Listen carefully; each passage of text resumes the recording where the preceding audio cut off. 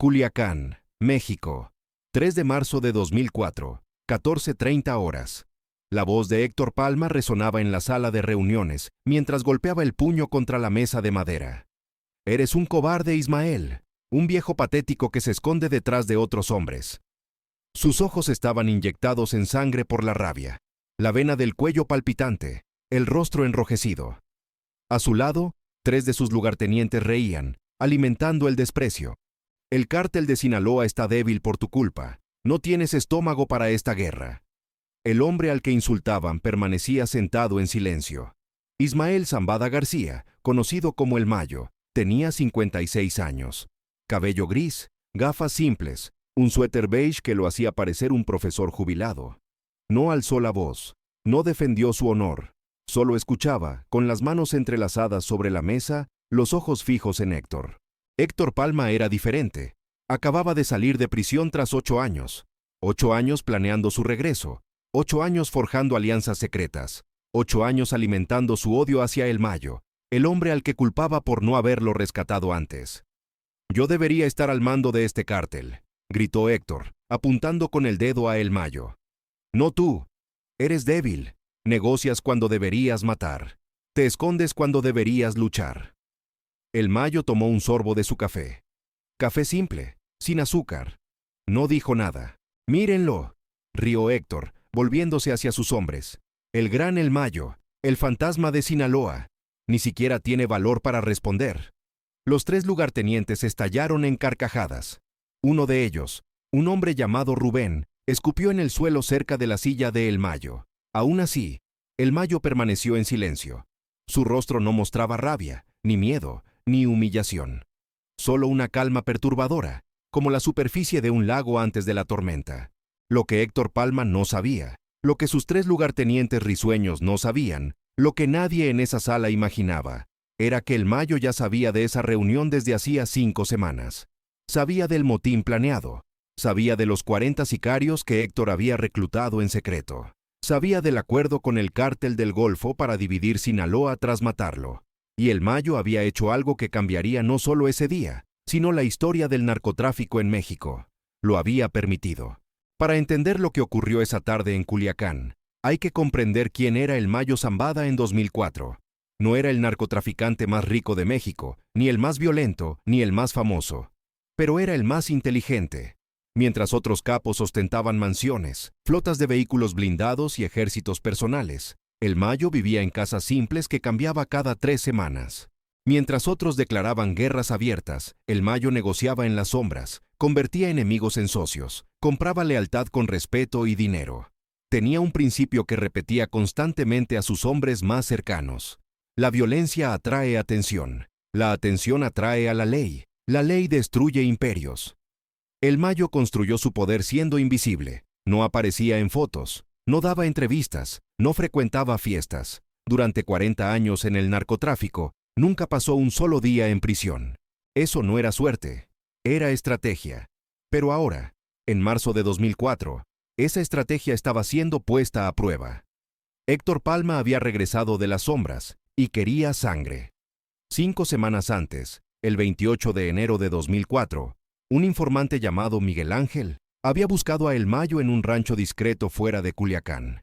Miguel era chofer de uno de los lugartenientes de Héctor. «Patrón», dijo Miguel, con las manos temblando, «tengo que contarle algo. Héctor Palma planea matarlo». El Mayo le ofreció café a Miguel. Siempre ofrecía café. «Siéntate, hijo, cuéntame todo». Miguel relató las reuniones secretas, cómo Héctor había usado sus 8 años en prisión para forjar alianzas con facciones descontentas dentro del propio cártel de Sinaloa. Los 40 sicarios reclutados de Tijuana y Ciudad Juárez.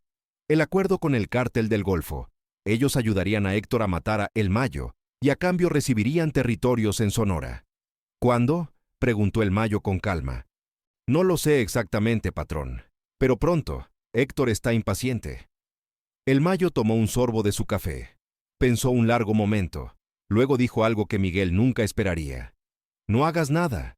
Sigue trabajando como siempre. No le cuentes a nadie que estuviste aquí». «Pero patrón, lo van a matar». «Miguel», dijo El Mayo suavemente, «¿confías en mí?» «Con mi vida, patrón». Entonces confía en que sé lo que hago. En los 35 días siguientes, el Mayo hizo algo extraordinario. No huyó, no mató a Héctor preventivamente, no expuso el plan. En cambio, observó. Dejó que Héctor reclutara a sus sicarios, dejó que las reuniones secretas ocurrieran, dejó que el plan madurara. Y mientras Héctor conspiraba, el Mayo trabajaba.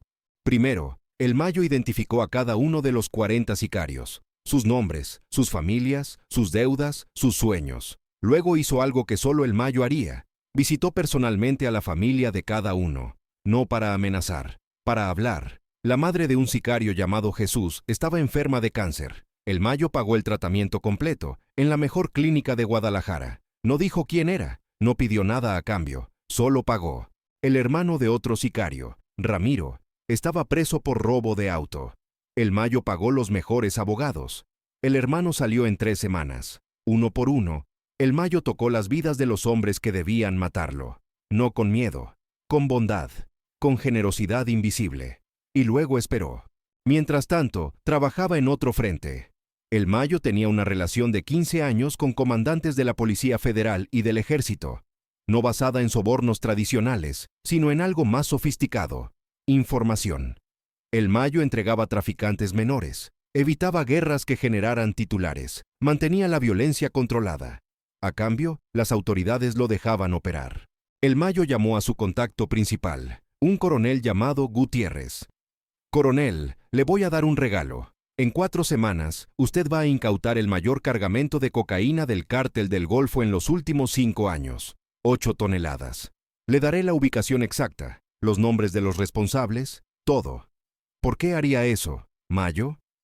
Porque la paz es buena para los negocios, coronel, y el Golfo está intentando iniciar una guerra. El Mayo entregó el cargamento. El cártel del Golfo perdió 8 toneladas y 60 millones de dólares en un solo día. Sus líderes se enfurecieron, se volvieron paranoides, comenzaron a sospechar unos de otros, y lo más importante, comenzaron a cuestionar su alianza con Héctor Palma. «Patrón, déjenos protegerlo», protestó uno. «No, necesito que Héctor se sienta confiado. Necesito que crea que estoy vulnerable, solo, débil, porque solo cuando crea eso por completo, le mostraré quién controla realmente Sinaloa». Y ahora, de vuelta en la sala de reuniones, 3 de marzo de 2004, 15:15 horas. Héctor había gritado durante 45 minutos, había llamado cobarde a El Mayo 12 veces, viejo inútil 8 veces, traidor 5 veces. Sus 3 lugartenientes habían reído, escupido, hecho gestos obscenos. Y durante todo ese tiempo, El Mayo había permanecido sentado, en silencio, tomando su café. El Mayo depositó su taza de café con delicadeza. Entonces habló, por primera vez en 45 minutos. Su voz era baja, casi un susurro, pero cada palabra cargaba el peso de 40 años de poder. «Héctor, ¿de verdad crees que yo no sabía?» La sonrisa en el rostro de Héctor vaciló por un segundo. «Sé de los 40 sicarios», continuó el Mayo con calma. «Conozco los nombres de todos: Jesús, Ramiro, Fernando, Carlos, los 40. Sé que reclutaste 15 de Tijuana, 12 de Ciudad Juárez, 13 aquí en Culiacán. Sé que les prometiste $50,000 a cada uno por matarme». El color comenzó a drenarse del rostro de Héctor. «Sé de tu alianza con el cártel del Golfo. Sé que les prometiste Sonora a cambio de apoyo. Sé de las 3 reuniones que tuviste con Ociel Cárdenas en Matamoros. Sé que planeabas matarme durante el traslado del jueves, en la carretera a Mazatlán». Los 3 lugartenientes dejaron de reír. «¿Quieres saber por qué no reaccioné, Héctor? ¿Por qué te dejé planear, reclutar, conspirar durante 5 semanas?» El Mayo se inclinó ligeramente hacia adelante. «Porque necesitaba certeza. Certeza de quién era leal y quién traidor. Certeza de hasta dónde llegarías. Y certeza de que cuando actuara, sería definitivo». Héctor intentó hablar, pero su voz falló. «Tus 40 sicarios», dijo el Mayo. «35 de ellos trabajan para mí ahora. No porque los amenacé, porque cuidé de sus familias, porque les mostré que la lealtad se recompensa. Los otros 5, bueno, están con sus familias ahora, en lugares seguros, lejos de esta vida». El Mayo sacó un sobre de su carpeta y lo deslizó por la mesa. Dentro de este sobre hay fotos, fotos de los últimos 30 días. Tú en cada una de tus reuniones secretas. Tú con los comandantes del Golfo, tú reclutando sicarios, tú planeando mi muerte. ¿Y sabes qué hice con esas fotos, Héctor? Silencio total. Envié copias a cada líder del cártel de Sinaloa, a cada comandante de plaza, a cada hombre que importa en esta organización. Las recibieron ayer. ¿Y sabes qué vieron?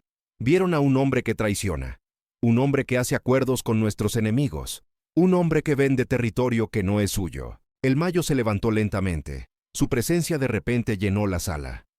Y sobre el cártel del Golfo, perdieron 8 toneladas de cocaína la semana pasada. 60 millones de dólares. Yo se lo entregué todo a la Policía Federal. Ahora están en guerra interna, acusándose unos a otros de traición. No tienen recursos ni ganas de ayudarte. Héctor, tu alianza no vale nada. Héctor estaba pálido como papel. Sus 3 lugartenientes miraban al suelo. Me llamaste cobarde, dijo el Mayo suavemente. Pero déjame explicarte algo sobre el poder verdadero. El poder no es gritar más fuerte, no es tener más armas, no es ser el más violento. El poder es conocer todos los movimientos de tu enemigo antes de que los haga. El poder es convertir su conspiración en tu victoria. El poder es sentarse en silencio mientras él se entierra con sus propias palabras. El Mayo caminó hacia la puerta. Luego se volvió una última vez. Tienes 24 horas para dejar Sinaloa, Héctor. Lleva a tus 3 amigos contigo. Vayan a donde quieran. Pero si los veo de nuevo en este estado, no habrá segunda oportunidad. Y Héctor, una última cosa. ¿Qué? Logró susurrar Héctor. Nunca necesité gritar. Porque los hombres que realmente tienen poder no necesitan probar nada. Solo necesitan saber. El Mayo salió de la sala. Héctor y sus 3 lugartenientes quedaron sentados, destruidos, humillados sin que se disparara un solo tiro. En las 48 horas siguientes, la noticia de lo ocurrido en esa sala se extendió por todo el mundo del narcotráfico. Héctor Palma dejó Sinaloa esa misma noche. Intentó establecerse en Sonora, pero nadie quería trabajar con él. Un hombre marcado como traidor no tenía valor. 6 meses después, fue arrestado de nuevo, esta vez sin que nadie intentara rescatarlo. Los 35 sicarios que el Mayo había conquistado permanecieron leales a él el resto de sus carreras.